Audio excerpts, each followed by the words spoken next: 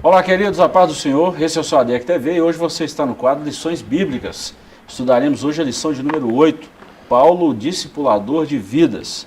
O texto áureo está em Atos dos Apóstolos, capítulo 15, versículos 40 e 41, e está escrito assim: E Paulo, tendo escolhido a Silas, partiu encomendado pelos irmãos à graça de Deus, e passou pela Síria e Cilícia, confirmando as igrejas. A verdade prática: o discipulado cristão forma discípulos de Cristo para que o imitem de forma que Deus seja glorificado na sociedade. A nossa leitura bíblica em classe está no livro de Atos, capítulo 2, versículos 42 a 47, depois capítulo 20, versículos de 1 a 4. A nossa lição tem alguns objetivos. O objetivo geral: revelar a missão integral da igreja no discipulado, pregar e ensinar. E ainda 3 objetivos referentes a cada subtópico. Ponto 1. Relacionar o apóstolo Paulo com o discipulado bíblico. 2. Salientar a integralidade da missão no discipulado, pregar e ensinar. E o ponto 3. Ponderar o discipulado com pessoas de outras culturas. Comigo mais uma vez, e dessa vez, professor Joás, nós temos um convidado especial, o Tiago está com a gente hoje. Tiago, muito bem-vindo. Professor Joás, muito bem-vindo. No meu ponto de vista, nós estamos diante de uma lição, para mim, a mais importante do trimestre. Das 13 lições que estamos estudando, nós estamos na 8ª lição, e para mim, a lição, vamos dizer assim, mais importante no trabalho da igreja, que é ensinar e discipular, pregar e ensinar ao mesmo tempo. Para mim, é uma das mais importantes, professor. Eu acho que vale a pena um breve comentário antes da gente entrar na nossa lição propriamente dita. Sem dúvida, o texto que é lido na leitura bíblica, né, ele já começa falando que perseveravam na doutrina dos apóstolos, na comunhão, no partir do pão e nas orações. Essa lição vai falar sobre discipulado, né? E discipulado se dá a partir de uma doutrina, né? E se a gente for olhar o que é essa doutrina dos apóstolos, é a Escritura, a palavra de Deus que foi revelada, né, plenamente em Jesus Cristo, né, conforme diz o escritor aos Hebreus, e todas as cartas de Paulo apontam para isso, né, ele entrega o que recebeu de Cristo, e todos os apóstolos têm esse mesmo procedimento, entrega o que recebeu de Cristo, né, eles foram discipulados e agora estão discipulando, né, fazendo discípulos para Cristo, né, como eles foram feitos também. Muito bom. Isso é muito bacana. Um dos principais fundamentos do Evangelho, né?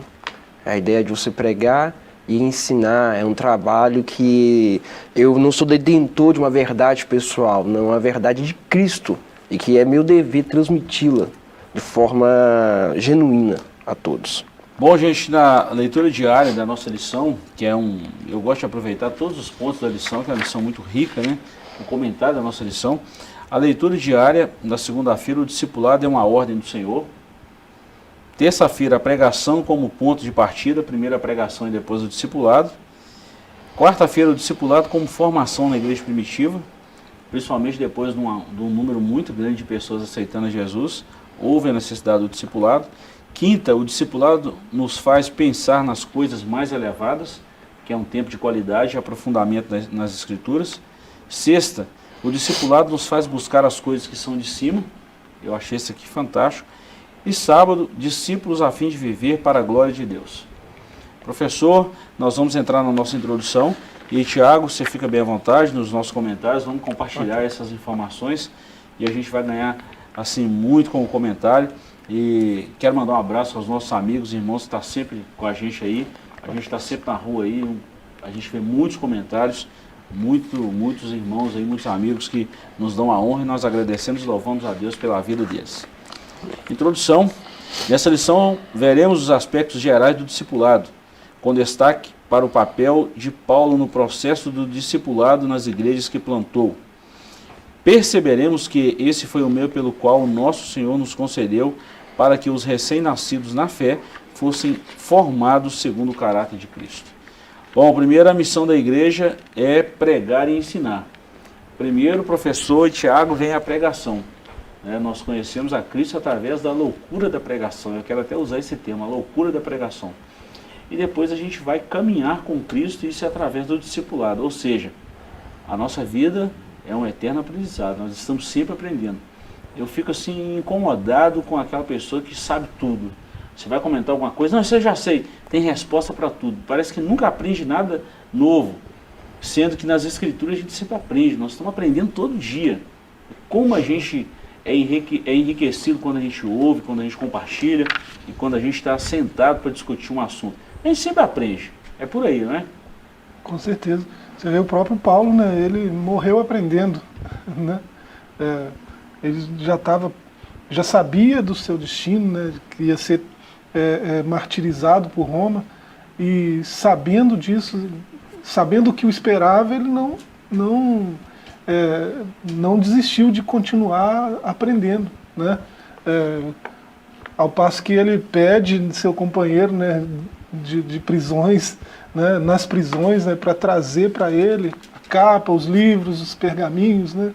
Então é alguém ávido por aprendizado, por conhecimento, né? Esse que discipula, ele tem que aprender primeiro, né? Então ele não cessa de fazer isso. Na verdade é isso que eu amo, que me apaixona na escola bíblica dominical. Porque é um curso teológico que você nunca forma nele. Você sempre está aprendendo, sempre está aprendendo com novos professores, novas verdades. E o aprendizado é um caminho que não tem fim. Você sempre vai achar alguma coisa para você aprender, para acrescentar. E é essa a missão da igreja, juntos, um aprendendo um com os outros e sendo edificados em Cristo Jesus. Isso é muito bom. Quando nós falamos aqui, já que nós estamos falando de aprendizado, né? Nós estudamos na lição 6, Paulo no poder do Espírito. Eu estava me lembrando, professor, tem tudo a ver com a nossa lição aqui, entre pregar e ensinar, tá? O discipulado, né? Primeiro a gente prega e ensina ao mesmo tempo. A igreja precisa navegar nesses dois oceanos aí, da pregação e também no ensino, no discipulado. Paulo no poder do Espírito, eu estava meditando, pensando em Efésios 5,18. Não vos embriagueis com vinho, que há contenda. E eu conversando lá em casa com a minha esposa, a gente trocando ideia nisso aí, ela falou comigo, você já parou para pensar? Eu ouvi isso de um professor, aprendi com ele e compartilhou. Olha que interessante. Já parou para pensar alguém que se embriaga, um tímido, por exemplo, e quando ele fica embriagado, ele cria coragem. Ele fala, ele compra, vende, faz um monte de coisa ao mesmo tempo.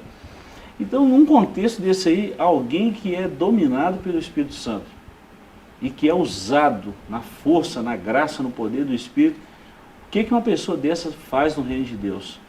Olha quando a gente fala desse ensinamento, né?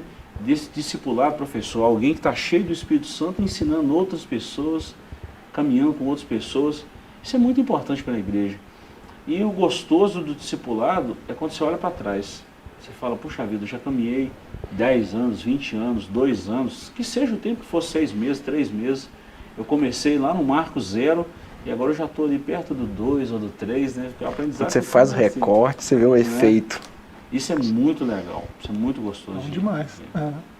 É um trabalho muito bom da igreja, né? A igreja se enquadra muito bem no adágio popular, né? Vivendo e aprendendo. Né? Porque à medida que você anda com Cristo, você vai aprendendo a doutrina de Cristo, né? E ao mesmo tempo que você aprende, você tem a missão de ensinar. A dinâmica do reino é muito interessante, né? Você é ensinante e aprendente ao mesmo tempo, né? É muito bacana. Muito legal.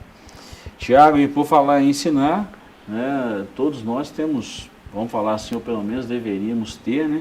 Eu estou falando deveríamos porque eu tenho certeza que nós três aqui, eu tenho certeza que a gente tem um mentor por trás da gente, tem aquelas pessoas que a gente está sempre ali naquele trabalho de mentoria. Como é que funciona isso? Como é que é isso? Como é que é aquilo outro? A gente sempre aprende com essas pessoas, né? Acho que todo mundo deveria ter um mentor por trás aí, né, professor?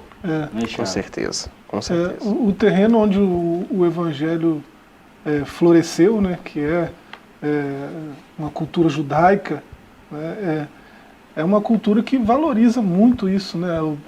Esses termos que a gente usa de discípulo, né, discipulado, isso vem da cultura, né? E assim, uma cultura que valoriza isso, esse ensino-aprendizado, essa mentoria, né? É só você olhar para outros escritos, né, outros registros da tradição judaica. Você vai ver, por exemplo, Pirkei Avot, né, que diz que tem lá uma ordenança, né, de todo tempo faze-te de um mestre, né?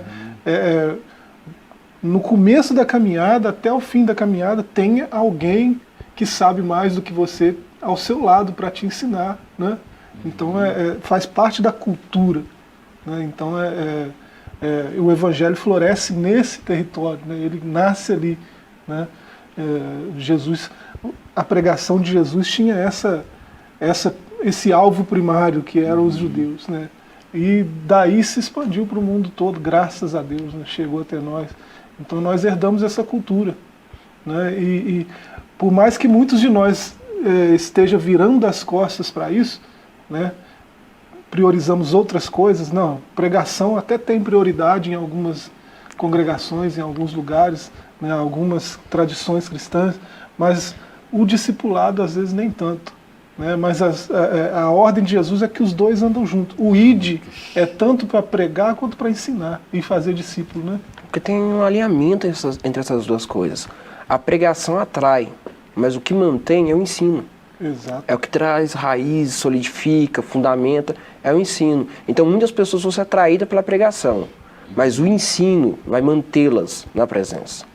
Eu ouvi de uma irmã nossa aqui esses dias agora, não tem muitos dias, ela falou assim: pastor, eu estou muito feliz com duas coisas na igreja, o estudo bíblico e a escola dominical. Eu estou aprendendo a Bíblia. Isso alegra o coração de qualquer líder. Com certeza. Porque não é só o pastor que ensina, a própria igreja ensina. Hoje nós temos ferramentas, né? Por exemplo, são departamentos que estão inseridos na igreja que tem essa metodologia de ensino, tem essa pedagogia de ensino. A escola dominical é uma ferramenta e tanta. Então é uma preocupação boa e isso deixa a gente feliz. Vamos lá no capítulo 1, Paulo e o discipulado bíblico. Eu vou fazer uma leitura rápida aqui desses 3 pontos e a gente comenta, tá? Uhum. O discipulado bíblico, ponto 1, depois Paulo o discipulador, e terceiro, a metodologia de Paulo para o discipulado. Ponto 1, o discipulado bíblico. O princípio do discipulado na igreja primitiva baseava-se na ordem da grande comissão que Jesus deu aos discípulos por ocasião do seu aparecimento e despedida. Esse texto está em Mateus 28, 19 e 20, o professor Joás já citou, e o Tiago também. Após o Pentecostes, quando a igreja nasceu, historicamente o cuidado com os recém-nascidos na fé precisava ser bem estruturado. Então usou-se a didaquia, a escritura, a Bíblia, a doutrina. 2. Paulo discipulador. O apóstolo gentil foi um discipulador distinto. Após sua conversão, ele sentiu a necessidade de conhecer a Cristo mais profundamente. Isso está em Gálatas, nós vemos aí os 2 primeiros capítulos de Gálatas. A doutrina do discipulado, mas há também prática, é o segundo parágrafo aí, né, quem está com a lição em casa acompanhando. Coerente com a doutrina, isso faz com que o discípulo cresça e chegue à maturidade. Conhecer de maneira teórica apenas não basta. Para isto, a formação cristã deve apresentar uma integração entre doutrina e prática. Eu achei isso aqui fantástico. E terceira, a metodologia de Paulo para o discipulado. O primeiro passo para o discipulado de Paulo era pregar o Evangelho e, pelo poder do Espírito Santo, convencer as pessoas acerca de Cristo. Então, a partir dos primeiros convertidos, ele plantava uma igreja na cidade. Esses 3 pontos aqui têm a ver com a pessoa de Paulo, que nós já estudamos nas 7 lições anteriores, e agora nós vamos estudar a metodologia da pregação e do ensino, né, desse discipulado. Os dois, Thiago, você falou uma palavra muito legal aí, que precisa andar alinhados. Os dois é uma sinergia, né, professor? É uma sinergia. Um depende do outro, um ajuda o outro, um corrobora com o outro, um aprende com o outro, um ensina o outro e por aí vai. A igreja precisa estar ligada no discipulado, precisa ser bíblico, né? E é muito importante quem está discipulando e a metodologia, a pedagogia do ensino. Acho que aqui a gente fecha o capítulo 1. Com certeza. E é interessante essa integração que tem aí, né, de doutrina e prática, porque há uma base estrutural, né, que é a doutrina. Aí você pode sistematizar, né, particionar em assuntos, né, e sempre com base no que está escrito. Até Jesus fez isso, né? Jesus ensinava a Torá, né, o que já estava escrito, né? A sua autoridade vem de ensinar isso de um modo diferente dos outros, né? Esse fala como quem tem autoridade, é porque o que ele fala é a mesma coisa que os outros falam, só que é possível perceber nas atitudes dele que isso que ele está falando é verdade. Então, a doutrina e a prática, né, estão interligadas, né, no discipulado. Isso é muito interessante, porque é como acontece na pedagogia, por exemplo, né? Se você está ensinando qualquer coisa a um aluno, vamos dizer que é uma criança aí, né, que já está alfabetizada, você apresenta o texto para ela, né? Tem esse exercício aqui, você apresenta o texto, né? Ela vai ler o texto, vai entender o texto. Isso não quer dizer que ela aprendeu, ela só entendeu. Quando ela colocar aquilo que ela entendeu em prática, aí você vai dizer, aprendeu, né? Então você aprende praticando. Então eu posso ser um conhecedor do texto, eu posso saber o hebraico, o grego, né, e ter isso de cor e não ser um praticante do evangelho, né? Não ser um praticante da doutrina. Então por isso que o ensino e a prática têm que estar integrados aí. Isso é interessante demais, porque o apóstolo Paulo, seguindo o exemplo de Cristo, durante seu ministério terreno, ele faz muito isso, analogias da prática. Por exemplo, ele pega uma carta aos Coríntios e ao mesmo tempo que ele fala de profundidades teológicas, coisas, revelações, ele também fala do dever do marido, do dever da mulher, fala da vida prática, como se comportar na igreja, de como organizar o culto. Ele está falando do texto da ceia, da Santa Ceia do Senhor, ele em seguida está falando já do comportamento dos irmãos dentro da igreja, ele fala de dons espirituais e fala de como usar esses dons. Olha, saber que tem uns dons, mas como usaremos? Como vai funcionar isso na igreja? Ele vai colocando ensino e prática, um ao lado do outro. É o que está aqui na nossa lição. Só a pregação não basta. A igreja que só prega, mas não discipula, não resolve. E interessante, professor e Tiago, que o discípulo vai gerar outro discípulo. E o discípulo é um eterno aprendiz, ele vai aprender sempre. E nós precisamos ser humildes com relação ao ensino, porque tem muita gente que não para ouvir, não tem paciência de sentar e ouvir o irmão, ouvir a pessoa que está ensinando. Isso é muito complicado. No meio da igreja tem muita gente que pensa dessa forma, eu não vou à escola dominical porque tudo que fala lá eu já sei. Ou eu não vou no estudo bíblico porque eu não tenho necessidade, eu posso estudar sozinho em casa. O gostoso do discipulado é a troca de experiência. Tem essa pessoa que fala isso, tudo que fala lá eu já sei. Eu preciso sentar para ouvir essa pessoa, que eu tenho muito a aprender com ela. Eu já ouvi isso, já. Preciso aprender demais. Já ouvi isso. Assim, as pessoas precisam estar na escola justamente por isso, né? A gente precisa aprender com ela. Pelo menos aprender a humildade, né? Vamos ser um pouquinho... Com certeza tem uma lição boa de humildade para dar. Eu fico assim impressionado com isso, gente, porque a gente sabe a ferramenta que a gente tem de ensino. A gente vê a estrutura da escola dominical criada para criança e hoje nós adultos usufruindo desse benefício, dessa metodologia de ensino, a gente só cresce. É só olhar para trás. É só olhar para trás e ver de onde saímos, onde estamos e para onde a palavra de Deus nos leva. Só fazer essa reflexão aí que nós vamos chegar no ponto chave aí. Bom, pessoal, dentro desse primeiro tópico aqui, desse primeiro capítulo, alguma outra observação, professor, que você gostaria de fazer? Eu acho que é isso aí. A metodologia de Paulo já foi bem explicada, né? O Tiago já falou bem. A metodologia dele estava impregnada de ensino e prática, né? Então você vê isso, você percebe isso em todos os ensinos de Paulo, né? E é importante notar que a metodologia dele é a metodologia de Cristo. Né? A gente precisa dizer de novo, né? Verdade. Eu vou encerrar esse primeiro bloco aqui, então, Tiago, lembrando só do seu xará, o apóstolo Tiago, né? Que a fé sem as obras é morta.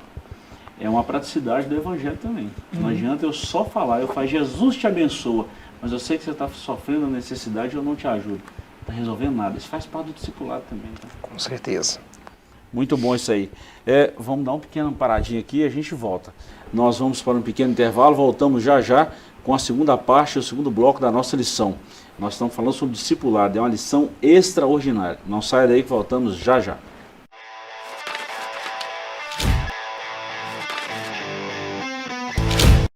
Estamos de volta com o seu ADEC TV e hoje nós estamos falando do discipulado, a importância do discipulado para a igreja. Paulo, o discipulador de vidas. Professor Tiago, quando a gente olha, por exemplo, o Atos dos Apóstolos, né, os 28 capítulos de Atos, mas principalmente do capítulo 9 para frente, nós falamos aqui, Joás, na lição anterior, que até o capítulo 7 o evangelho estava contido em Jerusalém. No capítulo 8 começa a avançar as partes de Cesareia. No capítulo 10 chega na casa de Cornélio, mas do capítulo 11 para frente ali nas viagens missionárias o evangelho toma um rumo diferente. Chega no ponto em que Jesus queria, e ser-me-eis testemunhas em Jerusalém, Judéia, Samaria, os confins da terra, com o apóstolo Paulo. E a gente vê no ensino de Paulo, principalmente nas 13 epístolas que ele escreveu, essa preocupação com a pregação, com o ensino, com a prática, com a abordagem, com a parte teórica, mas a parte prática também. Eu não quero ser, como é que eu vou falar, eu não quero ser exagerado nesse comentário, mas depois de Cristo, aí no trabalho, na obra de Cristo, Paulo é um dos maiores, ou por que não dizer o maior, vamos falar aí, missionário, discipulador, teólogo, principalmente os teólogos liberais não gostam que a gente fale isso, não gostam de jeito nenhum, porque a doutrina de Paulo é a doutrina de Cristo e nos aperta, nos coloca contra nós mesmos em alguns momentos e faz a gente refletir, professor Joás. Os liberais da teologia, eles tentam pintar um Paulo que não é real, né? Um Paulo que se opôs a Cristo, né, em alguns momentos. E isso só mostra a ingenuidade dos liberais, né? São ingênuos, são infantis na sua interpretação. Ou, né, se não é isso, ou qualquer outra coisa, né? A gente não tem como definir o que é. Eles que se apresentem e digam o que é, né? Não sei se serão sinceros ao dizê-lo. Mas dizer que Paulo pregou um evangelho diferente do evangelho de Cristo é um absurdo, né? Para quem lê as cartas de Paulo e lê os evangelhos, dizer que é diferente é um absurdo em todos os sentidos, né? Então Paulo pregava o evangelho de Cristo, o que ele recebeu do próprio Cristo, né? O apóstolo aos gentios. Agora, dizer essas coisas que a gente diz aqui, é preciso dizer e é preciso repetir, né? Às vezes a gente está num tempo da história, né, onde é preciso repetir o óbvio toda hora, né? O óbvio precisa ser dito, ser repetido o tempo todo, né? Então Paulo faz discípulos, mas não faz discípulos para ele faz discípulos para Cristo. Muito então bom. Como que a mensagem dele pode ser diferente da mensagem que não é, né? Não é. Então a gente precisa dizer o óbvio, né? O método de Paulo é o mesmo de Cristo, o evangelho de Paulo é o mesmo de Cristo. Paulo não escreveu um outro evangelho. Ele mesmo disse aos Gálatas, mesmo que eu ou um anjo de luz traga um outro evangelho, seja anátema. Então ele não tem uma nova perspectiva do evangelho, não existe isso. Muito, né? Bom. O que Paulo prega é o evangelho de Cristo. Só lembrando aí, né, para quem quiser conferir na Bíblia, pode ler a primeira carta de Paulo aos Coríntios 11. Ele citou esses: sejam meus imitadores como eu sou de Cristo. São bases bíblicas. Também a igreja de Corinto, ele diz: o que eu recebi do Senhor, isso eu vos ensinei. Ou seja, não é o que eu pensava, não é o que eu acho. É o que eu recebi dele, eu estou repassando a vocês. É muito legal o discipulado, né? É um desafio bom para esses liberais aí, ter a coragem de fazer o que Paulo fez e falar o que ele falou. Me imitem. Né? Qual desses liberais tem a coragem de fazer isso? Como eu imito a Cristo? Os fariseus tinham uma doutrina aparentemente boa, mas só a teoria. É o que a gente vê muito por aí afora hoje, né? Jesus foi muito enfático em dizer para não misturar com o fermento dos fariseus. Só um pouquinho levé da massa toda. Vamos lá então no capítulo 2, discipulado e a missão integral de pregar e ensinar. Nossa lição está baseada nisso aí hoje, né? Ponto 1, a pregação, o ponto de partida. Ponto 2, ensino, fazer discípulos. E o ponto 3, pregação e ensino. Ponto 1, pregar o evangelho é o meio em que o Espírito Santo leva as pessoas à salvação. É preciso pregá-lo com serenidade, intensidade e ousadia. A Igreja de Cristo se expandiu assim. Ela tinha como ponto de partida a tarefa que Jesus deixou aos seus discípulos, como vimos anteriormente. Nada pode substituir a dimensão proclamatória da Igreja. Para isso, ela foi revestida do poder do Espírito Santo para cumprir a missão. Pregação, então, professor e Tiago, é o ponto de partida. A Igreja tem que pregar, e Paulo até foi enfático nisso, a tempo e a fora de tempo. Esse ponto de partida é uma analogia muito interessante, né? O discipulado começa aqui, né? Na pregação. E nesse sentido, a igreja já está há muito tempo fazendo isso, né? Pregando. E a gente precisa refletir, olhar para nós mesmos em situações onde a gente lê algo como isso, né? A pregação é o ponto de partida. A gente precisa fazer uma autoanálise, como a gente tem pregado. Como é a nossa pregação, né? Como está sendo, né? Qual é o nosso ponto de partida? Está ok? Porque se não estiver, né, todo o resto vai desandar. Então o ponto de partida tem que estar impecável, né? Quando um pregador abre a Escritura e expõe a Escritura, no fazê-lo, né, expor a Escritura, pregar, tem mais de escritura ali, de evangelho, de doutrina mesmo, de Cristo, ou tem mais de outras coisas, né? Porque a gente sabe que um pregador ele pode usar elementos da filosofia, da sociologia, da psicologia, né, do coaching que está na moda, pode usar, qual o problema? Né? Se isso servir de ferramenta útil à propagação do evangelho, bacana. Agora, será que tem pregador que está priorizando isso em detrimento da mensagem mesmo, do evangelho puro e simples, né? Fazendo uma analogia aí com C.S. Lewis? Será ou a gente tem mesmo pregado o evangelho puramente, né? Então a gente precisa fazer essa autoanálise, porque se não for isso, a gente precisa rever os conceitos, né? Voltar, né, a pregar o evangelho puro, genuíno, sem mistura, né, sem fermento, que aí vai dar certo.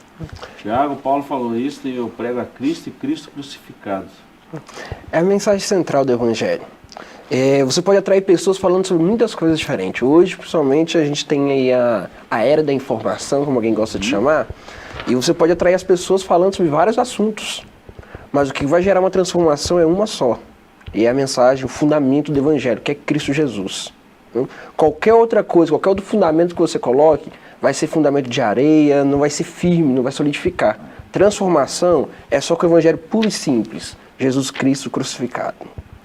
E é muito bom quando a gente tem esse ponto de partida, professor. Acho que a gente precisa muito voltar aos textos bíblicos, às Sagradas Escrituras.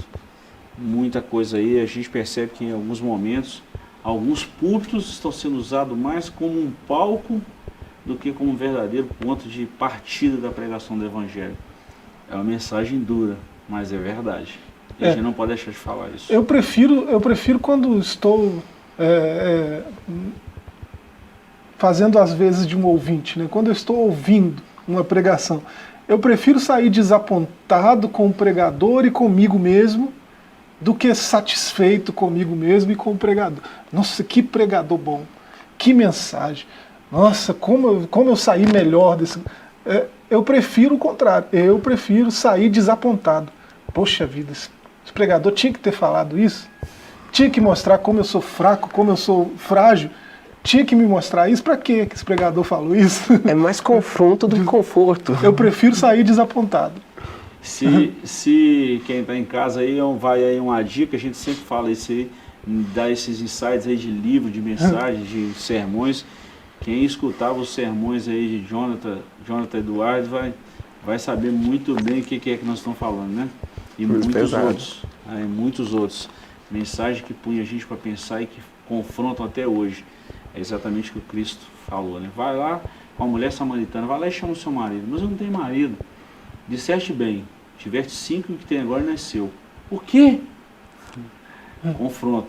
Mas a mulher foi lá e trouxe, todos ouviram a palavra e muitos converteram, muitos foram salvos por Cristo. Bom, o ponto de partida está explicado e bem explicado. Com certeza. Ponto 2, fazer discípulos, que é o ensino, né? O discipulado começa quando as pessoas aceitam Jesus como Salvador, como seu Salvador de suas vidas. Logo, a conversão a Cristo é a semente da igreja.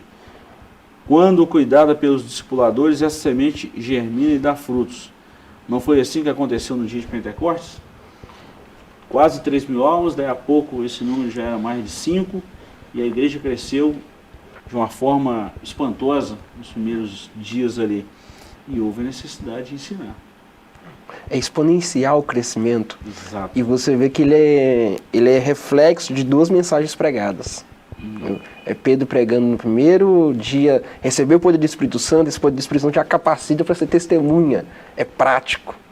E depois desse primeiro sermão já 3.000 almas. A igreja está crescendo e o crescimento dela é satisfatório porque está sendo levado pessoas a Cristo. Pedro, os apóstolos não ligam pessoas a eles ligam pessoas a Cristo. Isso dá fundamentos, dá maturidade cristã. Faz uma diferença muito grande hoje, né, professor? Ainda mais a gente tem muita gente aí caçando atrás de uns likes, de inscritos no canal. Seguidores. Seguidores.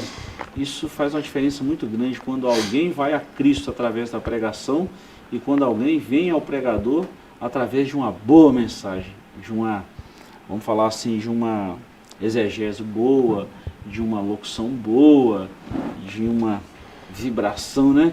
Aí a pessoa vem, puxa vida, gostei do Joás. Procura mais saber quem é o Joás do que o Cristo do que o Joás está falando.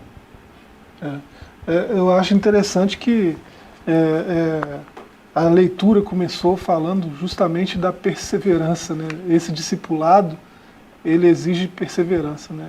Eu vou ser sempre um discípulo, né? Então, perseveravam na doutrina. Eu acho interessante que essa lista de coisas que produzem a perseverança, a primeira delas é a doutrina, escritura, né? Doutrina é o quê? É aquilo que Deus disse no sentido que Deus disse, né? Não no sentido que eu quero que tenha, né? As palavras que Deus disse no sentido que Ele as disse, né? Porque as palavras que Deus disse na boca da serpente no jardim, né, são tentação que faz o homem cair, faz a mulher pecar, né? As palavras que Deus disse na boca do tentador no deserto quer trazer erro para Jesus, para o verbo encarnado, mas ele responde, também está escrito, né? Então ele traz de volta o sentido que Deus disse. Verdade. Então, olha só, não é só pregar a Escritura, expor a Escritura, é expor no mesmo sentido que Deus disse na hora que aquilo foi inspirado. Então, isso garante uma perseverança, né? Garante um discipulado eficaz, né? Isso é muito interessante. Faz uma enorme diferença, né? Ponto, pregação e ensino, que é o ponto 3. A igreja local é um lugar onde a palavra de Deus deve ser proclamada com autoridade e que as pessoas sejam atraídas pelo Espírito Santo a Cristo. Mas a igreja também é um local de formação por meio do ensino da Bíblia. Por isso que as reuniões de escola dominical e os cultos de ensino da palavra são instrumentos importantes para forjar o caráter cristão e formar pessoas, entre elas crianças, adolescentes, jovens e adultos, que imitem a Cristo em suas vidas. Essa é uma das nobres missões da Igreja de Cristo. E eu vou falar, são cultos onde muitas pessoas estão correndo, estão fugindo, estão virando as costas. Está aí o problema das muitas heresias e da falta de uma doutrina sólida, de uma teologia sólida no nosso meio. Eu quero pontuar isso, professor e Tiago, que hoje nós estamos vivendo um tempo de achismo. As pessoas não conhecem a palavra de Deus, não são discipuladas porque não querem ser discipuladas e depois começam com os achismos. Hoje criar um canal no YouTube ou criar uma mídia social, começar a falar é muito fácil. Agora, vai ensinar o que é a verdade, vai viver o que é a verdade. Aí a história muda. E as pessoas estão sedentas, né, da verdade, né? A gente vive numa era que parece que a sede pelo saber não é tanto assim, mas é só uma impressão que a gente tem, porque outro dia eu abri uma live lá e assim, o sujeito estava prometendo ativação de paladar espiritual, ativação disso, ativação daquilo, ativação da revelação, não sei o quê. Eu falei, gente, é isso mesmo, né? O sujeito vender, aí é só você mandar o Pix, né? Só você fazer o Pix lá que... Automático. Então, olha só, né? Isso, se tem milhares de pessoas engajadas nisso, né, buscando essas coisas, é gente sedento, né? Tá com sede de conhecer a verdade. Então a gente precisa dizer mais a verdade. Né? A gente precisa abrir mão de certas coisas, como curtidas, né? Seguidores, que seja, né? Popularidade, ficar bem com todo mundo. Isso aí, você pode abrir mão disso pela verdade. Abre o texto, expõe o texto no sentido que ele foi inspirado, né? O que Deus quis dizer com isso aqui, quando ele inspirou o escritor a escrever isso, e expor, explicar. Isso não é difícil de fazer, né? Não é difícil. Né? Eu vou trazer dar uma outra apimentada nesse assunto aqui, exatamente nisso, que a pregação, ela precisa ser exposta, ela precisa ser visível. Agora, o discipulado é um trabalho que acontece no meio da igreja, mas no anonimato, não aparece sim nos bastidores. E hoje, nessa geração que nós estamos vivendo aí, quase ninguém quer passar por isso, porque é um trabalho que não aparece. Né? Não aparece assim, eu estou aqui fazendo discípulo. Não, vai aparecer o resultado depois. Nós somos uma geração que forma muitos pregadores e poucos mestres. Porque o ensino é um trabalho mais lento, que exige uma maior perseverança, maior cuidado e que não é tão midiático. Não é da noite pro dia. Não é da noite pro dia. E para essa geração do fast food, do rápido, para eles não funciona. Tem que ser rápido, eu quero o trampolim, eu quero ser muito visto. Ao contrário do apóstolo Paulo e dos apóstolos, nós estamos vivendo a época de muitas pessoas que querem a visibilidade, querem ser visto e não serviço. Depois quem quiser dar uma olhadinha em Gálatas 1, 16, 17 lá, tá falando lá que Paulo passou um tempo na Arábia, aproximadamente 3 anos, e depois dá uma seguida no capítulo 2, nós já falamos isso aqui algumas vezes, né, professor? Eu vou usar uma frase sua, deve ser importante. Deve ser importante. Vai ver lá que passou mais 14 anos para Paulo conhecer Tiago, irmão do Senhor, quando ele volta a Jerusalém. Né? Então isso tem um tempo, há um processo da incubadora, não é da noite para o dia, isso demora e muita gente não quer passar por esse processo. Pessoal, nosso tempo está quase findando. Deixa eu só citar esse capítulo 3 aqui, o discipulado com as pessoas de outras culturas. Paulo sofreu muito com isso aqui porque ele não pregou só para os judeus, ele pregou principalmente para os gentios, né? Em outros lugares e por aí vai. Então aqui nós vamos destacar 3 tópicos: a pregação para os seus irmãos, a expansão para os gentios e depois o discipulado numa cultura diferente. Professor e Tiago, vamos dar uma sintetizada aqui. A pregação para os seus irmãos. Paulo pregava em colônias judaicas fora de Jerusalém, fora de Israel. Né? Então ele pregava para pessoas que sabiam que ele estava pregando, mas em lugares diferentes. Né? É como se eu for hoje para algumas partes dos Estados Unidos e abrir uma igreja lá onde tem um monte de brasileiro. O contexto de Paulo era esse aí. Mas também ele pregava para uma pessoa que não era da sua cultura. Né? E isso tem uma dificuldade enorme, porque não é fácil. Pregar para alguém que sabe o que a gente está falando, tranquilo. Mas pregar para alguém que não conhece e aquilo que eu estou pregando é novo, precisa estar banhado de autoridade, de poder, de unção do Espírito e muita firmeza naquilo que ele está falando, senão vai por água abaixo. O grande desafio do discipulado cristão é esse, né? É transcultural. Esse é o grande desafio. E foi um desafio proposto pelo próprio Cristo aos seus 12 discípulos, seus 12 apóstolos, né? Ele disse: ide fazei discípulos de todas as nações. Porque naquele contexto, no contexto judaico, a maior honra que um adolescente podia ter, que um jovem podia ter, é ser chamado para ser discípulo de algum mestre. Gamaliel chega e te chama para ser discípulo dele. Isso era a maior honra que um judeu podia ter. Né? Porque ele ia deixar a provisão do seu pai e ia seguir aquele mestre com a intenção de superá-lo. no conhecimento, na sabedoria, né? Então, por isso que a gente vê, quando a gente vê nos filmes parece ridículo, né? Quando a gente lê também sem conhecimento cultural, também parece estranho, né?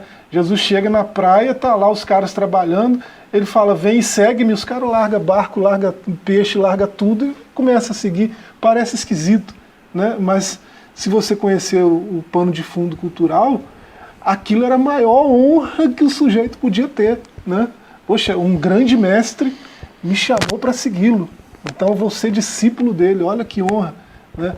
Então, qual que é o desafio aqui? É fazer a mesma coisa em todas as nações.